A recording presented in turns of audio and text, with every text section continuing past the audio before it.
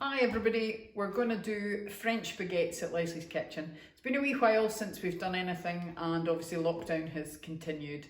So today we're going to make the fermented dough which is required to make our French baguettes. Also known as old dough in the French bakeries, whereby they keep back a portion of dough from the day before and put it in with the dough that's being made freshly for each day. So we're required to make this dough. It's really simple, just a few ingredients, a quick mix up, tiny little bit of kneading. Even if you didn't want to knead it, it would still ferment.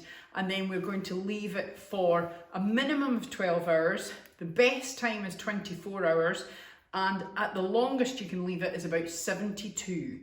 If you leave it longer than that and you think it's not going to be your 24 hours, pop it in the fridge. It'll carry on fermenting, but really slowly. So here's what we're going to do. Strong white flour. We've got some yeast across here and we've got salt here. And our salt is our Himalayan pink salt. Try not to use the salt that you buy in the supermarket, the table salt, because it is just basically all sodium and no trace minerals at all. This has got lots of trace minerals. Fresh yeast, if you don't have fresh yeast, don't worry about it. We can use dried yeast just now during lockdown. I know it's a lot more tricky. You can also use sourdough. Anybody that's using sourdough, you need to do 10 times the quantity of the fresh yeast. If anybody's stuck at all, I will happily give you the certain recipes that will obviously suit. So all I'm going to do first of all is put my scales on to gram weight, and I'm putting in 250 grams. Now this is a half weight because this will basically make us 9 lots of baguettes, okay? So for me, that's more than enough. If you want to make lots and lots and freeze some, or you want to give them away, that's absolutely fine. So the next thing I'm going to do is I'm going to put 5 grams of salt. Now, it is not a lot at all.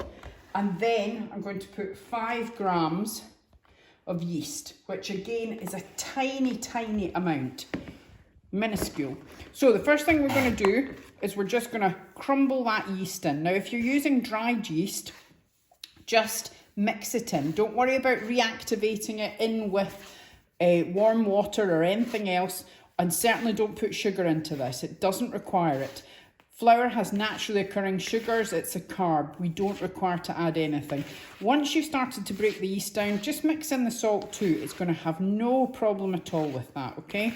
So dried yeast would be done in the exact same way. If you're using sourdough, again, just mix in, okay? Don't worry, it'll be slightly wetter because obviously your consistency of your sourdough is wetter than our fresh yeast. Back on the scales, and I've got some tepid water. So I'm going to put in 175 of my tepid water. Now, if you're not feeling confident, just do it into another bowl or into another jug so that you don't make any mistakes. And if you get a wee bit over or a wee bit under, just lift it out with a spoon. So 175. So as you can see, I'm going slowly, just till we get 175. So I'm 1 gram off. So the easier thing to do is just let it drip through my fingers till I've got it.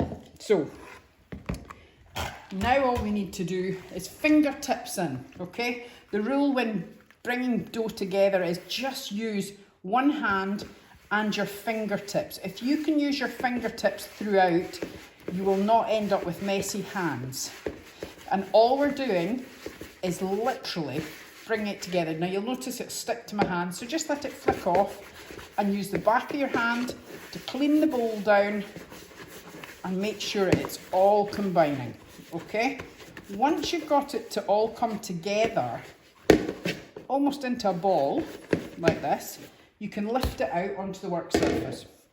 Now at this point, just take any big bits off your hands, and all you're going to do is stretch through the dough, hit it down, stretch through, fold it over and scoop it up. All we're doing is making sure that all of the dough is combined and well mixed. So stretching through, folding over, scooping up. This is just so that we're getting everything well mixed, okay? Now you can do it a couple of times if it's easier. 1, 2, fold over, scoop up. And all that will be dirty is just the fingertips, okay? So once you've done that, just for even a minute, okay? everything's going to be so well combined that it'll be ready to go back into the bowl, okay?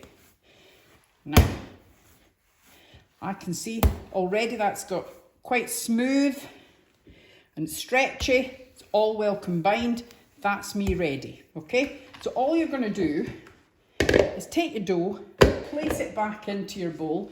Now anything that's on your hands, just give it a wee scrape off. If you don't have a baker's buddy, it doesn't matter. You could use a wooden spoon, spatula, whatever you've got to hand. It's not about the equipment when it comes to bread making. It's about how you can adapt. So again, once you've got all the wee bits taken off your hands, that's it ready. Here's the recipe, just in case you're stuck and you're not sure what to do when it comes to measurements. Now the measurements are also on a previous Facebook, but I just like to have it there for you to see.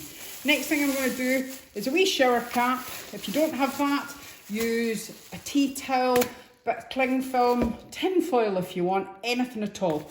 Shower cap on, leave it at room temperature, 24 hours, see you at the next stage. Bye!